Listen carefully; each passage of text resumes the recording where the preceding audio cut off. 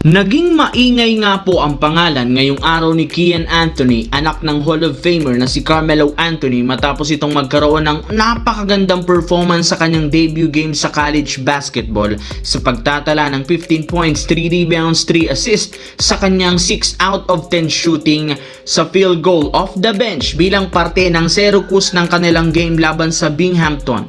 Napatunayan nito meron siyang maibubuga gamit ang kanyang talento at hindi lang puro hype. Sinisimula na nga nitong gumawa ng kanyang sariling pangalan sa college basketball kung saan marami agad sa mga fans ang humanga dito since kagaya ng kanyang ama na si Carmelo Anthony, isa itong legit na scorer sa kakayahan nitong sumalaksak sa ilalim, reliable shooting sa mid-range at sa 3-point line. Kaya puro papuri ang natanggap nito sa mga fans at analyst na nagsabing napakaliwanag ng future nito at malaki ang tsansang makapasok sa NBA. Sadyang marami pa na namang dapat i-improve sa kanyang laro na maaari rin naman niyang gawin sa mga susunod na laro. Samantala, matapos nga na magkaroon ng napakagandang performance si Nick Smith Jr. sa panalo ng Los Angeles Lakers laban sa Portland Trail Blazers kahapon, maraming mga coaches at players ang pinuri ang naging performance nito. Sa kani-kanilang interview, ibinulgar ni Coach JJ Redick meron nga pong iniindang karamdaman sa mismong game si Nick Smith Jr.